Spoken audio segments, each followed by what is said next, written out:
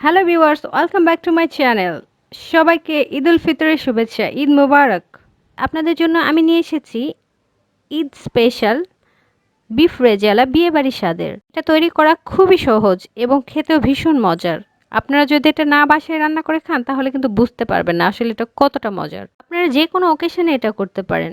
Family মেম্বাররা অনেক বেশি পছন্দ করবে। তো চলুন দেখে আসি কিভাবে আজকে এই মজাদার বিফ রেসিপিটা তৈরি করি। আমি আজকে এই বিফ রেজালা করার জন্য 1.5 কেজি গরুর মাংস নিয়েছি। 1.5 কাপ তেলের মধ্যে 2টা দারুচিনি, 2টা তেজপাতা, 5-6টা ছোট এলাচ বা সাদা এলাচ, 10-12টা আস্ত গোলমরিচ, 3-4টা লবঙ্গ এবং বড় একটা এলাচ ফেটে দিয়ে দিলাম। হালকা নেড়েচেড়ে দিচ্ছি। এখন দিয়ে দিচ্ছি 1 কাপ পেঁয়াজ কুচি। এই পেঁয়াজটাকে হালকা ভেজেই দিয়ে দেব রসুন বাটা এবং আদা বাটা। এখন সুন্দর মতো নেড়ে চেড়ে আদা এবং রসুনের ফ্লেভারটা যেন চলে যায় এজন্য একটু ভেজে নেব হালকা করে। এখন দিয়ে দিচ্ছি 1.5 টেবিল স্পুন শুকনা মরিচের গুঁড়া, হলুদ খুবই সামান্য পরিমাণ, 1/2 টেবিল স্পুনেরও একটু কম, আর দিয়ে দিচ্ছি 1 টেবিল স্পুন ধনিয়ার গুঁড়া।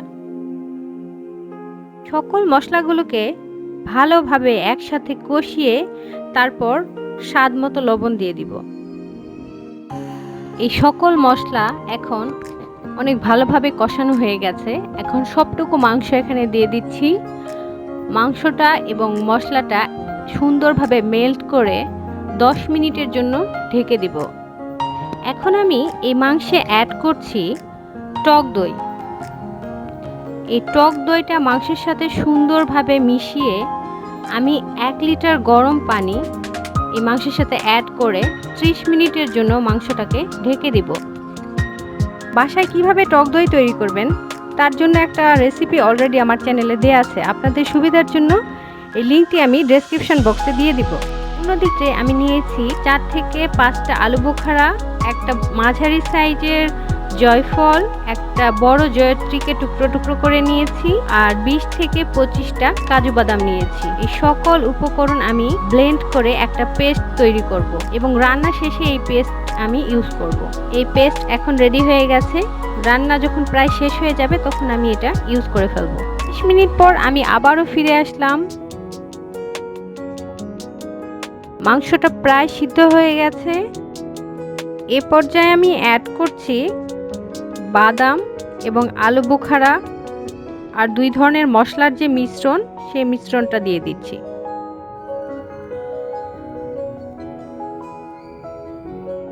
দিয়ে দিচ্ছি 25-30টা কিশমিশ, সেই সঙ্গে 5 থেকে 6টা কাঁচামরিচ। কাঁচামরিচটা আমি ফেলে দেইনি, কারণ আমি জাস্ট এটা ফ্লেভারের জন্য দিয়েছি, কোনো ঝালের জন্য নয়।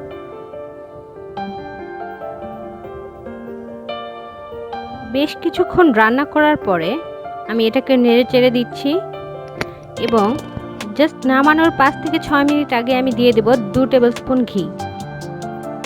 রাখতে হবে তলানিতে যেন না লেগে যায়, এজন্য এটাকে বারবার নেড়ে চেড়ে দিতে হবে। এখন দিয়ে দিচ্ছি 2 টেবিল স্পুন ঘি।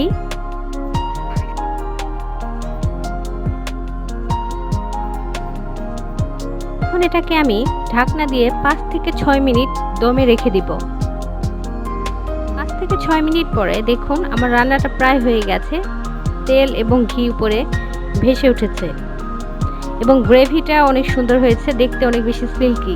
এটা খেতে একদম ভীষণ মজার। ঝোলের যে গ্রেভি সেটা অনেক বেশি ক্রিমি হয়েছে। আমি আপনাদেরকে জাস্ট বোঝার জন্য তুলে দেখানোর চেষ্টা করছি। আমি আশা করছি আজকের এই রেসিপিটা আপনাদের ভালো লেগেছে, আর ভালো লাগলে অবশ্যই বাসায় এটা ট্রাই করবেন এই ঈদেই। দেখবেন ফ্যামিলির প্রত্যেকটা মেম্বার অনেক বেশি হ্যাপি হয়েছে এটা খেয়ে। সো ভিউয়ার্স, রেসিপিটি কেমন লেগেছে কমেন্টে জানাতে ভুলবেন না। রান্নার যে কোনো টিপস এবং নতুন নতুন আপডেট পেতে আমাকে ফলো করুন সোশ্যাল মিডিয়াতে। আমার Facebook page, Instagram, Pinterest, Twitter এবং ব্লগ পোস্টের লিঙ্ক ডেসক্রিপশন বক্সে দেওয়া আছে। আমার আজকের রেসিপিটি ভালো লাগলে একটা লাইক দিয়ে দিন, আর সাবস্ক্রিপশন তো মাস্ট। নতুন কোনো স্পেশাল রেসিপি নিয়ে এসেছি খুব শীঘ্রই। টিল দেন অনেক অনেক ভালো থাকবেন। আল্লাহ হাফেজ।